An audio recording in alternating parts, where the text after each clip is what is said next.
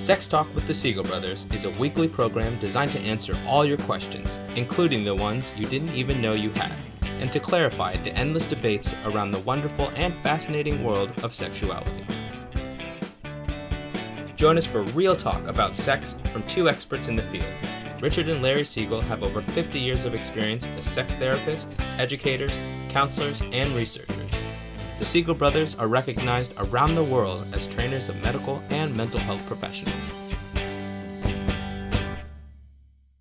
Hello and welcome to Sex Talk with the Siegel Brothers. My name is Dr. Richard Siegel. I'm a certified sex therapist and supervisor. And I'm Larry Siegel, a clinical sexologist and certified sexuality educator. And my awesome big brother. Yeah, you know what? It is still my favorite role, and I will drink to that, my brother. Cheers to you. Cheers. And tonight we are toasting to LGBTQ plus History Month. Yes, indeed. So cheers. Yes, our sake, our Snake River lovely sake for tonight. Slightly warm. Right, Very nice. nice. And smooth. Yes. Yes, indeed. So we're very excited to share an interview with two of our favorite people. Indeed. Real, truly pioneers in sexuality education. Wayne Pawlowski and Richelle Frabotta. Unfortunately, and fortunately for us, we had a little technical glitch, right? We spoke with them a couple weeks ago and got a corrupted file. And So it's kind of a redo. they were very gracious to come back, and we spoke last night and had a really nice second chat. Yes. But we did want to mention some of the things we talked about 2 weeks ago that we didn't touch back on last night, that the early history of gay rights in this country is very parallel to the civil rights movement.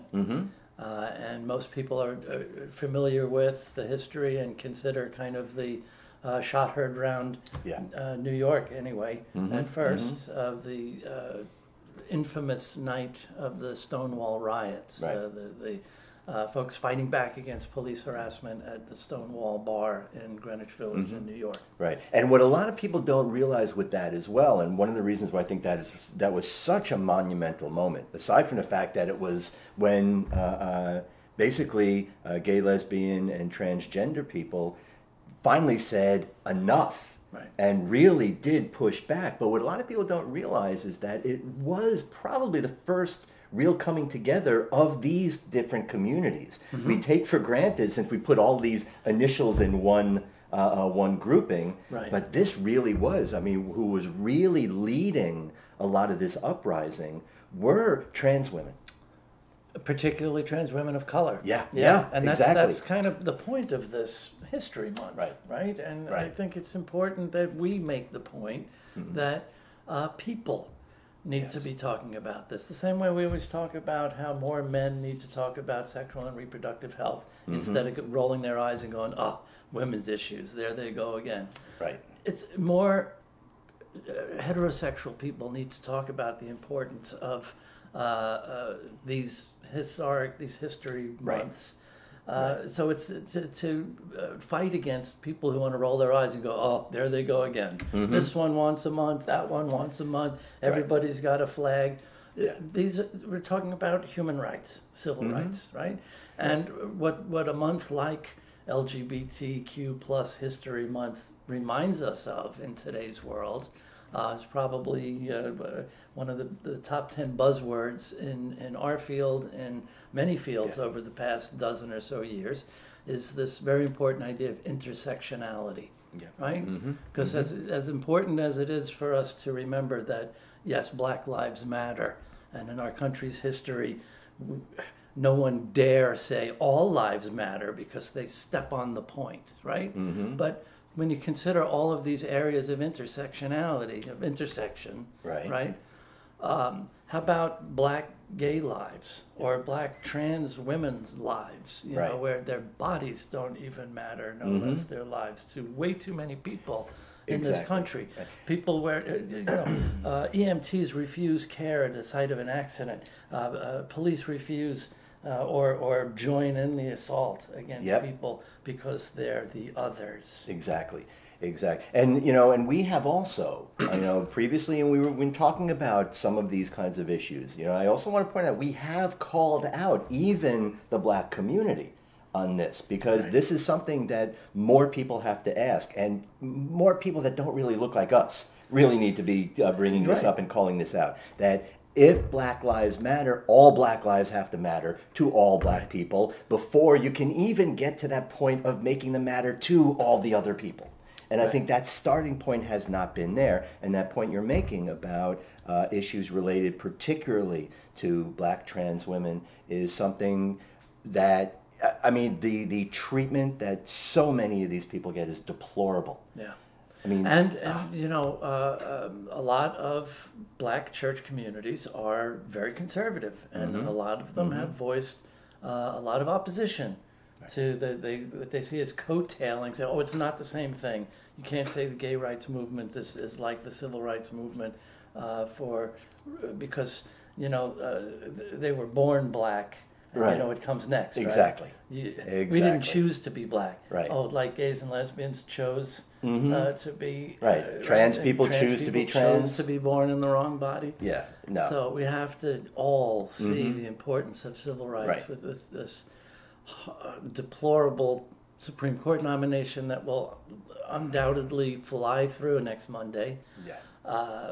You know, our very civil rights are threatened. Right. And I want to play off a point you made just a few minutes ago as well, that also I think is worth repeating, that this is not about those people. This is not about the other.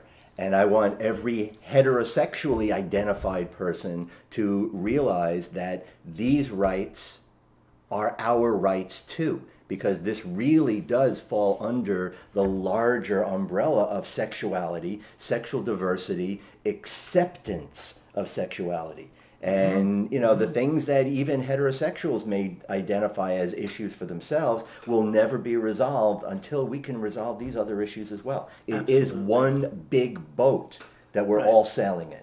And, it's kind of ironic that people who are sexually liberated and open-minded and enjoy their sexuality, aren't racked with guilt and shame over it, tend to be much more progressive in their views and accepting and welcoming of diversity, right? Instead of thinking porn is going to be the lead to the destruction of the earth, people into porn generally are much less homophobic and much more tolerant of all of the as our friend and colleague Michael Aaron says, if you add up all the others, they're the majority now. Right? That the vanilla, straight, heterosexual missionary folks are probably less than 50% in today's world. Exactly. Right? And there's probably good reason why people who do watch porn are a little more chill.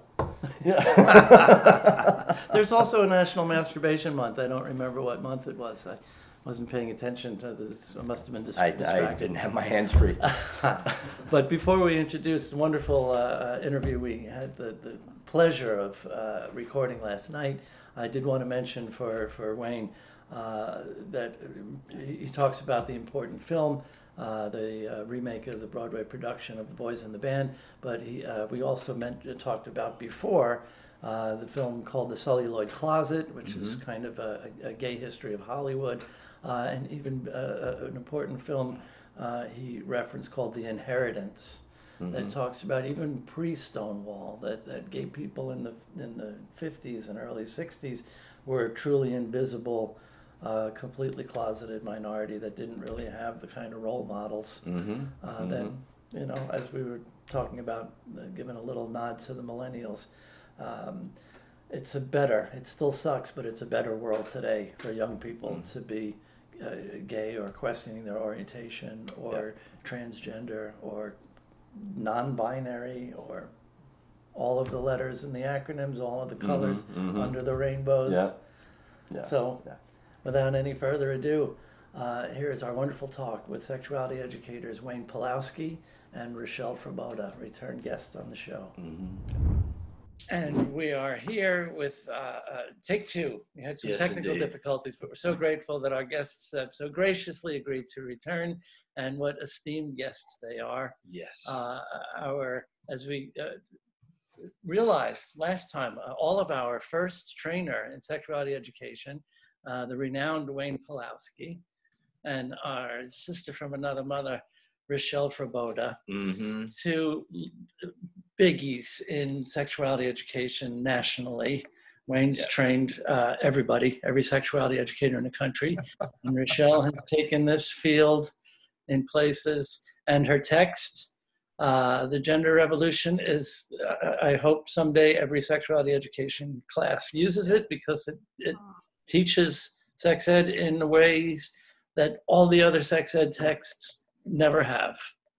So we're really, really happy to have the both of you with us again to talk about LGBT History Month. Right. While we still have it, while it's still October and it's still recognized, right. You know, who knows what's going to happen after November. Exactly. And that's, sure. Well, first of all, thanks for all the kind words. And as always, whenever I'm in a room with Wayne, I will shut up and pay attention, just so we're clear. So it's always a pleasure to learn from you, Wayne, always. And of course, my Siegel brothers, of course. So I'm looking forward to our conversation. You're right. It's LGBTQ. Does anybody really say the plus? LGBTQ plus History Month. So let's make some history. Plus. I do hear people verbalizing the plus. Yes. And Richelle, thank you, but that goes for you too. You know, we start in one place and we progress to another place, and that's part of our history, isn't it? That we are not the same people today that we were whenever. And so you may have had your first day picking me up at the airport, but we've a lot of water under the bridge since then. That is the truth, Wayne.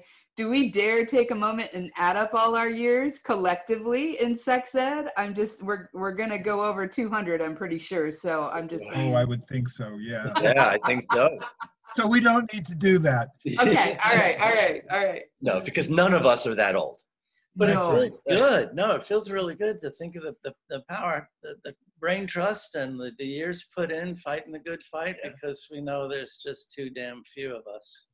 And it's still just a mouse that looks like Horton Hears a Who, right? Just this peep in this sea of yelling and screaming sex negative crap every day.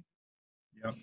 It would have been nice to do myself. I feel like you feel the same way. I mean, for 28 years, I've been trying to do myself out of a job, and here we are. And, you know, and still the stats around LGBTQ plus youth and health disparities are disproportionately higher than other marginalized communities. It's, you know, I know we're doing good work. I know collectively in different parts of the United States, we continue to do good work, you know, in this program reaching all over the United States, right? But yet these statistics about Q plus youth are just disgusting, disgusting. They should be a lot lower, and they're not. Right. So there's a problem. And again, not to take the focus off this, but we can say that for, I mean, I think every aspect of sexuality and sexual health. I mean, what you just said, I've been saying that most of my career, but I've also had a caveat on there that I can talk about. One of my fantasies, I have a number of fantasies, but one of my fantasies is waking up one day in a world to discover we don't need us. We got it. We figured it out. I put myself out of business. That is something I will be dancing in the unemployment lines. But here's the but. I know I can afford the luxury of such a fantasy as long as I'm living in this country. Yeah. And that brings me no joy. No. That I will never be out of a job. Clearly, I'll be moving to Florida with y'all, and you'll find me bartending somewhere. So I'm just saying, you know, in a fantasy world. So, but meanwhile, we got room. So let's since we really want to talk a little bit about LGBTQ plus History Month. Could one of you, maybe Wayne, if you wouldn't mind, since you kind of have the longest teeth here, to maybe see as that really came about. What is the history of this History Month? You know, I don't actually know the history of the History Month. I just know that it started and that we're in it. So that's a very interesting question, and I do not know the answer. But what was interesting is just today, as flying up from Florida to Virginia, where I am today, I was reading our local gay press for this week's edition. It's called South Florida Gay News. and there was a page article about the History Month.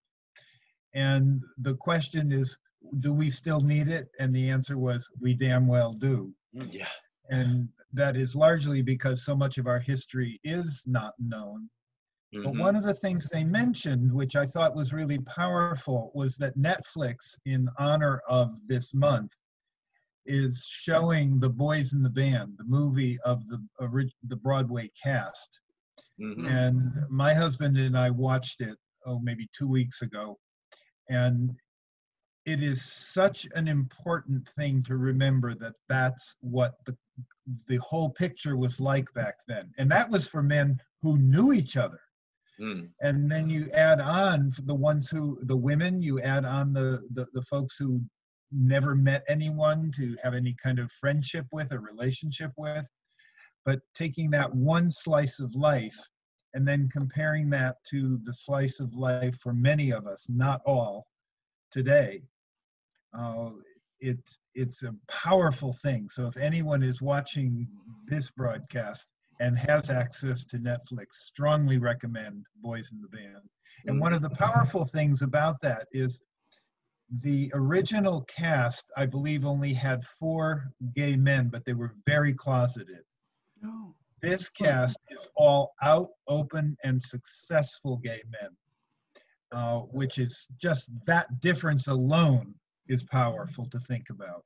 It really is, and you know, I'd be interested in seeing even a comparison side by side, how, in a sense, somebody who is playing a role, right, who's projecting that, compared to somebody who is playing a role, but they are that role, right, and they're projecting that.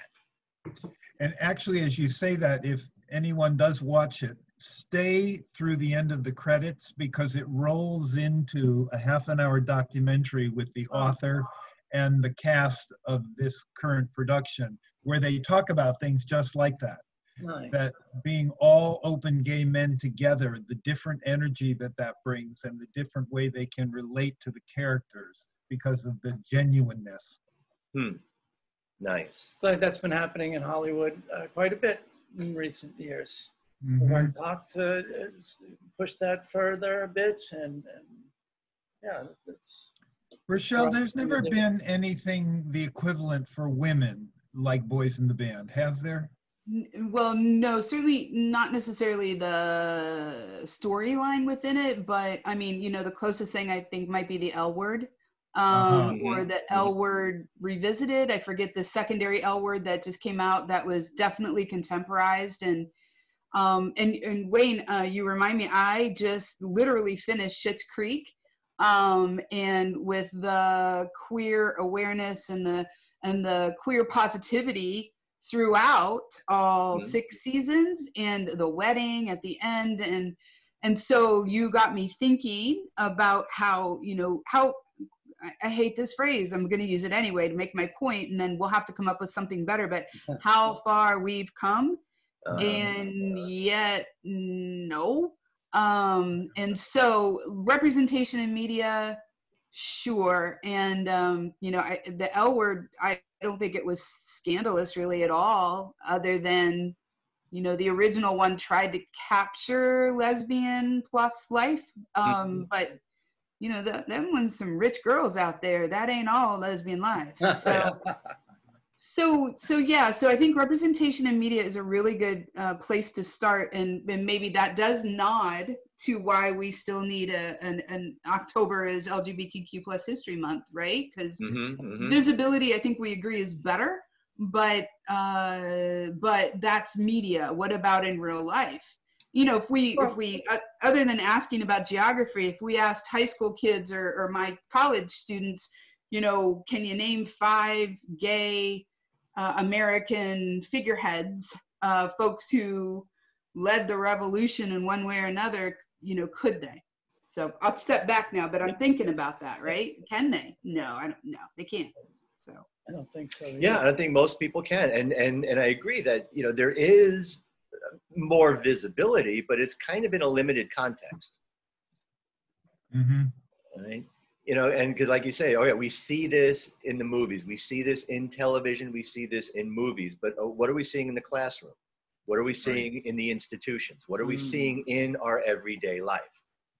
Right? You can watch shows that may be themed and featuring people who are gay and trans and basically, you know, all along that spectrum. But Wayne, like you were saying, where are they in real life? You know, more than rhetorically, right? Because I think a lot of people say, well, we know they're out there kind of thing. But do we really have an interaction? Are, you know, LGBTQ plus folks really as much a part of our lives as they are? I think I give millennials credit when there's plenty to slag on them for, but, you know, moving the needle further and quicker than I ever thought I'd see, and having Pete Buttigieg be a strong candidate for president, and having a trans woman member of Congress, I'd say, yeah, it's been progress from when we were, you know, in high school. But having said that, Ricky, I think all of us would agree with this Supreme Court nominee coming in, there is a very strong chance we're going to take leaps backwards. Yeah. Yeah, Absolutely. we dedicated losing marriage. Yeah. We dedicated a segment of Sex in the News to what a danger that woman is. In so many ways, on so many fronts. It's just civil rights will be set back 60, 70 years. Yeah, absolutely. And again, you know, people, you know, look at her and saying she wants to bring us back to the 1950s. Yeah, well, not the 1950s, the 1650s. Agreed. The strong puritanical Calvinist approach, which, you know, essentially when folks came to what became the United States, that was the predominant ideology.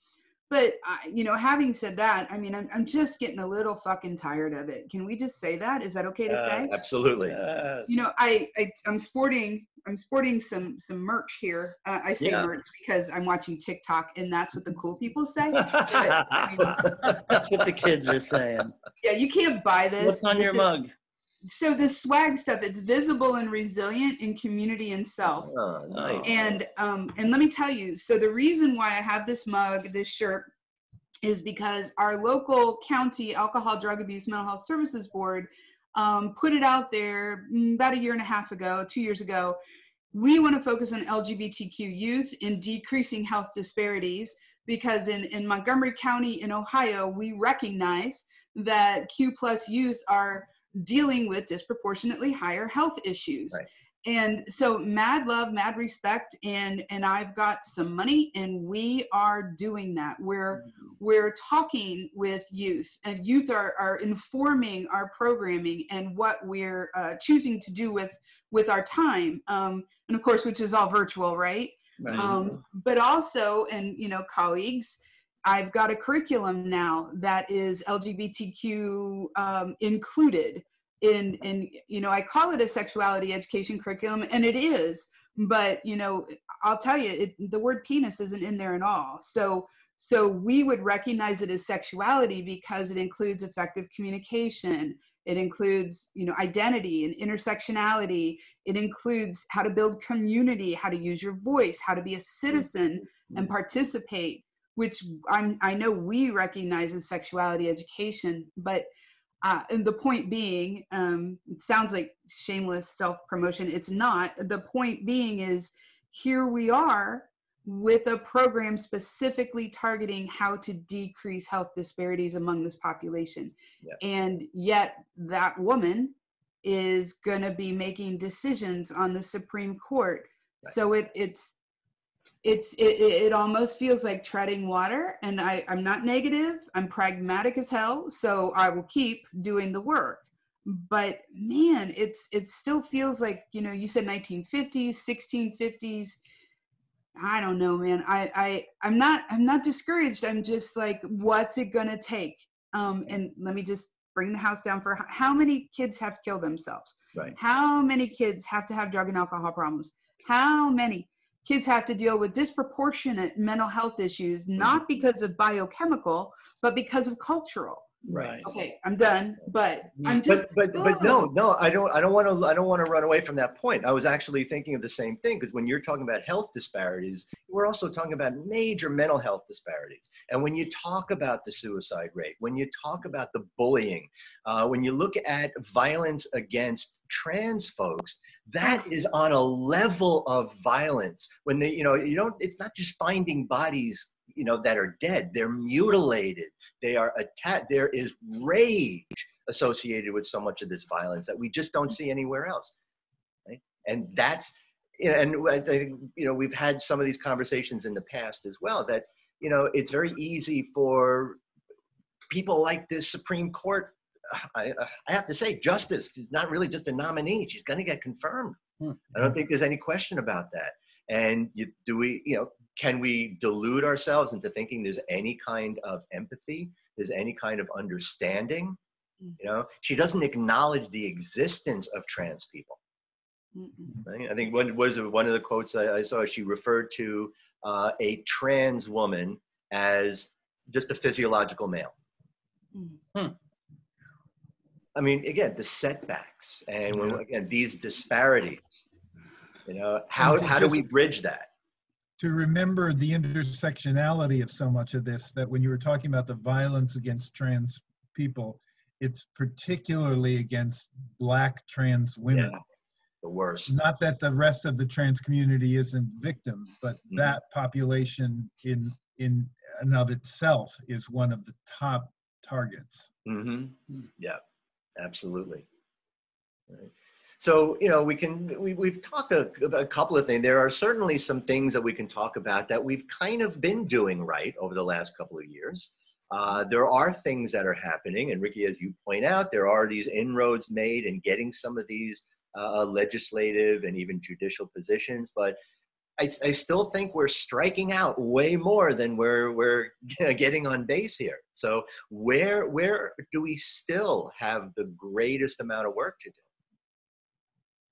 Wow. I'm not sure there's an answer to that, because the need is so broad that if we could just take a step back even from the sexual orientation and the transgender and the gender identity stuff, but just the sexuality in general that Richelle was talking about earlier, if we could crack that nut and have really good education around sexuality, I think a lot of, not all, but certainly a lot of the issues around sexual orientation and gender identity would begin to dissipate. Right. Right. But they're also knotted together. And as Larry, as we all said, in schools, in healthcare, in mental health, we had the pleasure of talking last week with another dear old friend of all of ours, the Reverend Dr. Deborah Hafner. Right? In the from the pulpits, that's where the work needs to continue to happen. Oh boy, for sure. If we really want to reach the American heart, it's going to be through churches and synagogues and imams and but is that enough? Well, right. Hitting life at every angle. No, it's certainly one component. And Wayne, I do like what you were just saying as well. And I do agree that if we can get the most basic level of acceptance of sexuality, then I think inclusion will be easier to follow. Sure. Right. But you're right, that just general acceptance isn't there yet. Let's start with a more progressive government in November. Please. Yeah.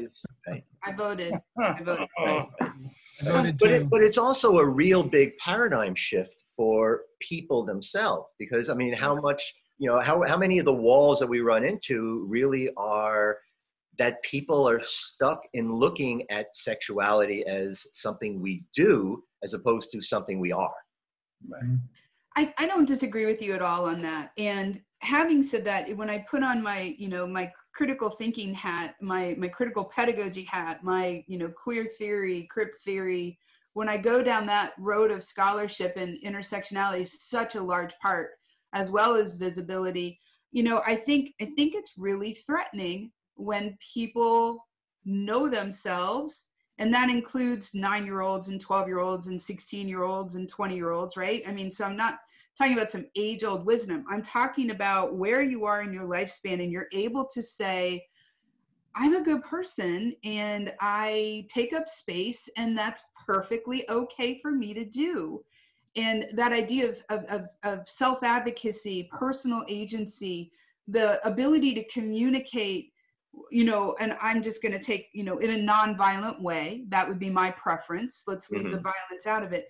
But to be able to say, you know, I'm queer, I'm here, get used to it, fuck off, is, I think, a skill and an embodiment of a self that is terrifying to the hegemony, to those people that we're talking about. And I'm going to call them those people, you know, to some of those people on the Supreme Court, to some of those people running for office again.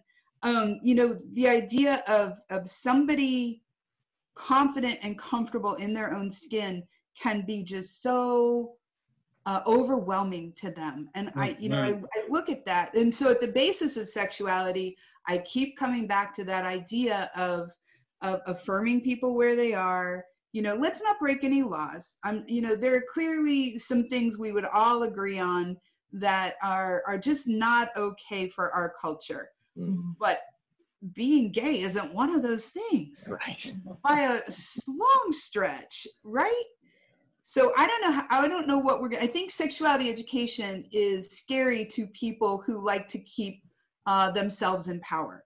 I think sexuality education in its truest paradigm is empowering to those who have experienced it, and so threatening to those people who still feel the need to follow certain rules that they obviously don't believe in, because we have so much data that says they don't, but purport to or exclaim that all should. Yeah, that's the crap I'm not buying anymore. And hopefully, again, people voting won't buy it either. Yeah, let's get the bullshit out of there. Let's just let people exist in their own comfortable and kind and stumbling kind of developing way. What is so scary about that? Well, I mean, again, but isn't that sort of, you know, ultimately the $64,000 question? Right? Well, what is it? Let me say, what is it about what you do in your relationship? What is it that you do in your relationship, Wayne? You know, where you are, whether you're in Florida or Virginia or you're in Ohio. So what does that have to do with somebody's life in Wyoming or Minnesota? Right? That to me is, and again, it's one of those, I'm going to give you the same thing, Richelle. I agree with you. But there's a piece that's like, there's something that's just not fitting where it seems like it should be an easy fit. Right. We should have comprehensive sex ed K through 12. Right. I still am incredulous that for 28 years, it's still not happening. Yeah. Happening better, happening more. I can find positives, but yeah. It's still, because like we talked about a couple of weeks ago, you know, the fear sells more, it's louder, just like fake news travels, 16 times faster than actual news. And it's more popular to be sex negative and hysterical and, you know, scream catastrophe than to advocate for sexual health. And it's so embarrassingly common sense and logical to so many other people in the world. And we're like this, well, that puritanical thing. Like the late Robin Williams said, country was founded by people who were too uptight for England. In the 1500s, right? Which is a question I do often ask. How uptight do you have to be too uptight for Britain in the 1500s? Pretty sure we wouldn't pass that test. Yeah. You know, one of the other pieces we haven't really talked much about is how sexism ties in with all this. Yes. And add on that, and I'm clearer about how this impacts men than I am how it impacts women. But if what we understand about sexuality is true, that there's a much greater fluidity of sexual attraction than the world acknowledges, as long as sexism is so rampant that anything feminine or female from the male point of view is downplayed, is rejected, is not valued. So then if you watch two men, one has to be the woman. Right. And immediately invalidates who they are. And then if I am someone who's never dealt with all this stuff, but have some of that stuff inside of me, the attraction, the bisexuality, if you will, then watching that terrifies me. So then it's that classic reaction formation. Got to control it so I can control myself. Wayne, it was still one of my all-time favorite activities to do in the classroom. I learned from you the body parts thing, just filling the board with body parts and defining what is sex. And you know, when the board is full, penis and vagina is just like two of dozens of words on there.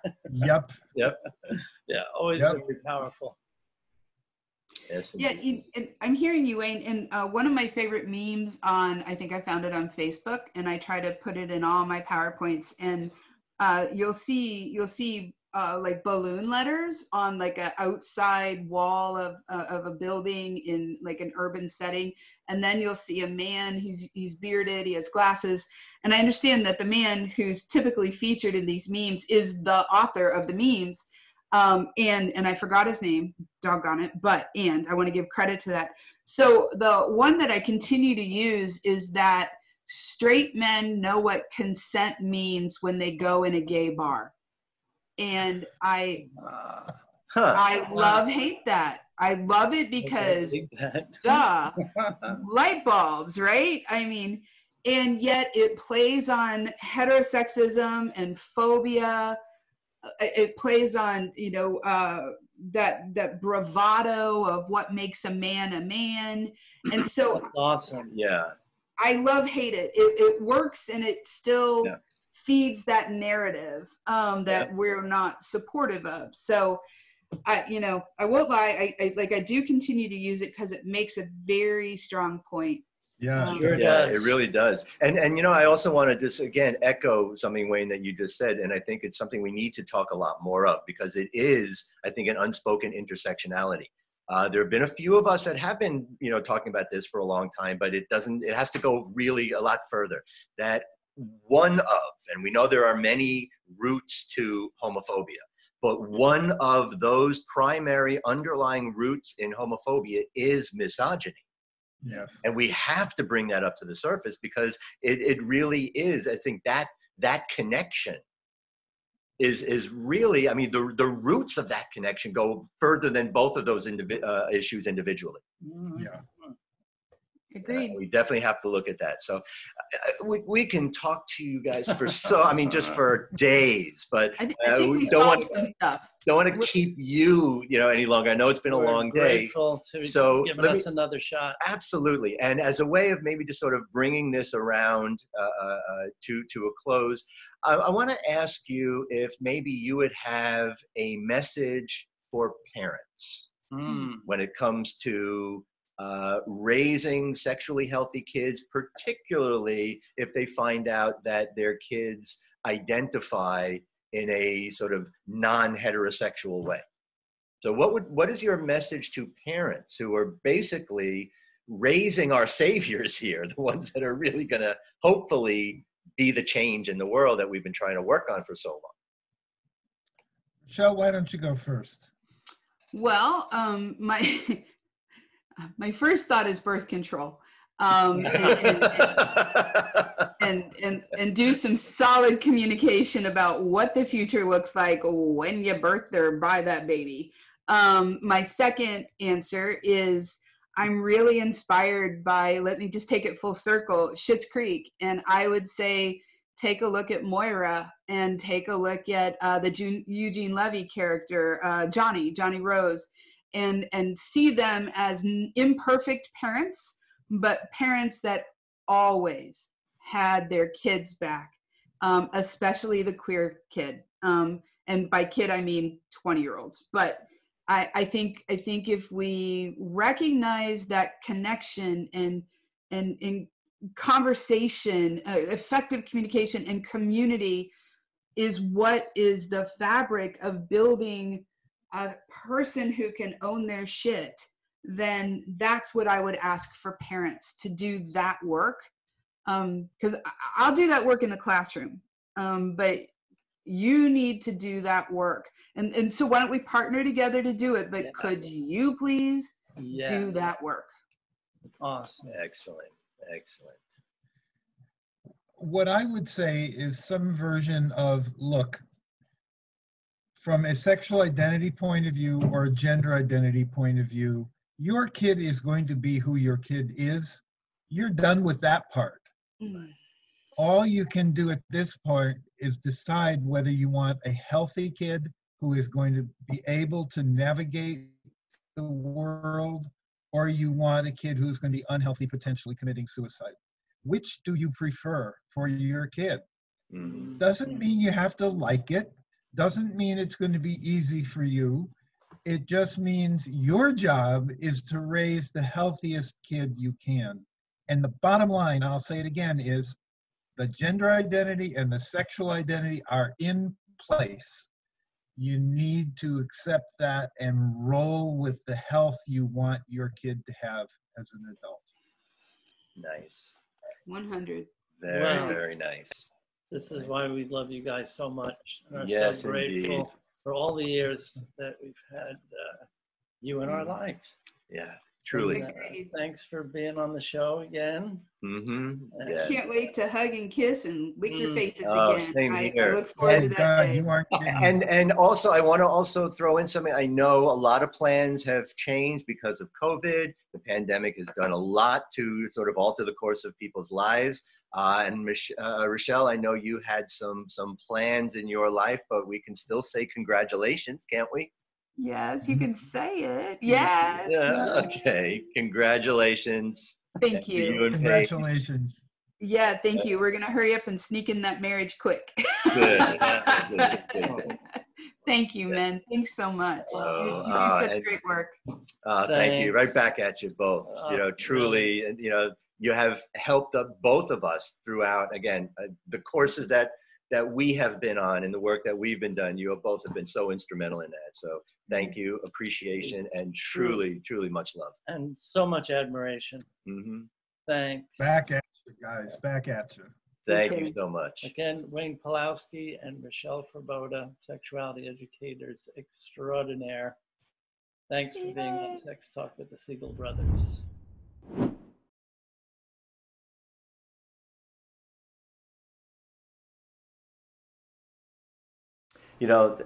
Again, I'm always, I can talk to both of them for days, I'm glad, that's what I said. I'm glad we got the second shot. Yeah, I really am. And I'm sure many of you can see why we admire and respect these two people so much. The work that they've been doing for years, and in fact, we all, Michelle, you, Richelle, me, basically Wayne has been an early mentor for all of us in our careers. So again, it's a toast to Richelle and Wayne. Thank you so much. And thank you for the work that you are doing and how you're helping the rest of us do our work as well. Indeed, the legacies you're leaving behind. Right. Yeah. And as far as... Not that you're like older than dirt and nearing retirement, of course. We hope to have you doing this great work for decades to come. Right, even when you can't walk. So I think this whole, again, we're in this LGBT plus month, History Month, and I think it really can't be emphasized enough that understanding so much of this history is really, I think, the bedrock of how we are moving into the future.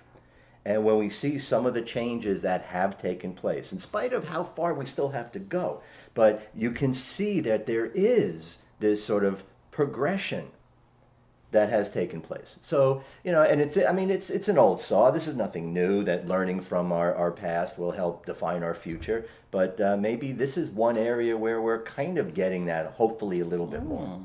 Look at you. So. Here's to that, my brother. Thank you. And I guess that'll do it for us for this week on Sex Talk with the Siegel Brothers. We thank you for joining us, and I hope you'll join us next Friday and every Friday at 7 on the East Coast and wherever in the world you happen to be. Indeed. And please stay safe and stay well. Thanks for watching Sex Talk with the Siegel Brothers. Join us each week on Friday at 7 p.m. Eastern. You can also follow us on Facebook and subscribe to our YouTube channel to stay on top of the latest developments in the ever-changing world of sex and sexuality.